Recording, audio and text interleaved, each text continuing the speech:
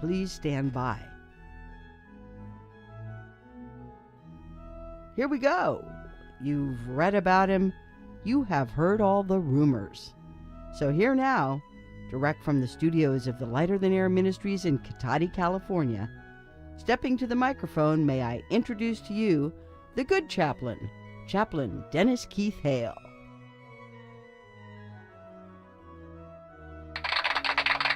Thank you very much, ladies and gentlemen. I am Chaplain Dennis Keith Hale, and I've just come in from a very important pastoral visit to a gentleman whose days are numbered, who we've had the pleasure of helping through this ministry, and we introduced him to something he hadn't tried in many years, and he expressed today to me how wonderful it was. He said he had had a healing of sorts, and it goes way back in this ministry. I want to tell you a little bit about it. In 1970, I was at the Rose Garden at Elizabeth Park, and it looked just like this, Elizabeth Park in Hartford, Connecticut. The municipal Rose Garden was beautiful. I had just viewed a television show by Catherine Coleman, a noted faith healer of her day, a Christian faith healer. I went to visit her in 1971 to find out some more information. I found her healing people at a service that reminded me so much of some sort of ballyhoo at the carnival. I went then to work on the circus, and I had a chance to visit and see Reverend Ike. And Reverend Ike told me about the Church of Here and Now, not by and by, no pie in the sky, but I realized it was a ministry of prosperity. And all these churches, the Reverend Ike, Catherine Coleman, offered you a chance for a hereafter. I knew better. And I dedicated my life, and I refused at any time to accept money for helping people whenever and wherever I could. I took leave of my world and sailed my sailboat down to Puerto Vallarta, Mexico. And there I found the saddest community, for there an entire hotel had been purchased, ironically, on a beach in Puerto Vallarta, Mexico. And the beach's name had so much to do with my discovery of these men. For there was 41 men that I was aware of at the Playa de los Muertos, the beach of the dead. And they knew that. With great irony, they selected this spot. And there I started making music for the people who were at the end of their life. In this case, it was those suffering through AIDS. And at a pool party I hosted, I found how important music was to these people. Music was so important, and I changed my way of thinking about life. I had worked in radio, but I knew something more needed to be done. When I returned to the United States, I got a job selling a religious artifact entitled The Cross of the Millennium. My seminary teachings, I knew how to interact with people regarding religious icons, and I saw how important it was to these people. Today, I've returned from visiting a friend whose time is numbered, a man who's taken this ministry and offered whatever he could as insight into our operations on serving the terminally ill. Much of the work I did in the past 10 years was sponsored by my job I had, selling TVs. It was my 79th job, and it turned out to be my last one. Because now, I too am ill, and I've decided to work towards a higher goal and to put every day I had, where I was able, into the helping of those who need help. I'll be right back to tell you more.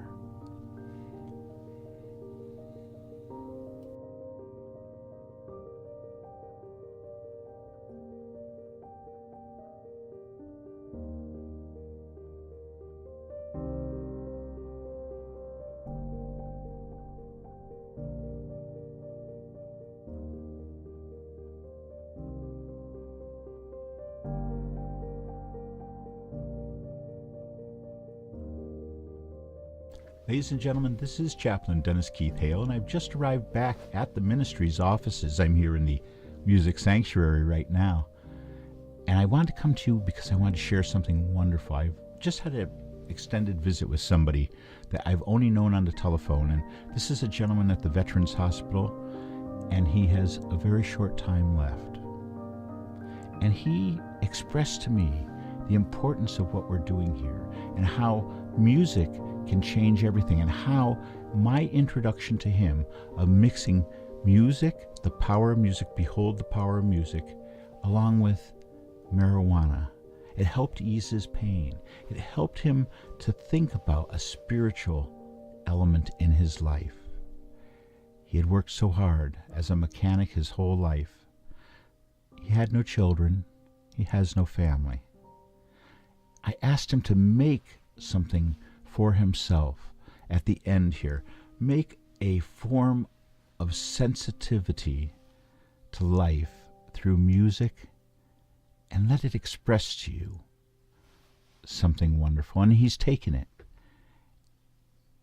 And we had a long talk about spiritual healers.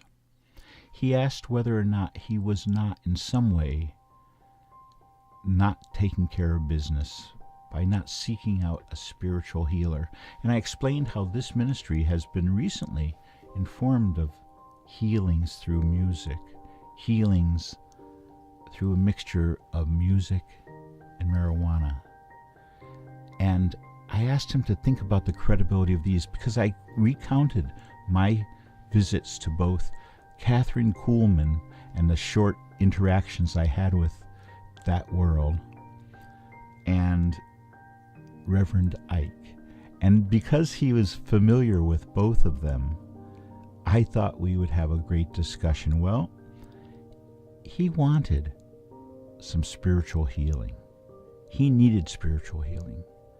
And it was my great pleasure to offer a musical direction for him, as well as the knowledge that I was putting the resources of this ministry spiritually into making the end be profound for him.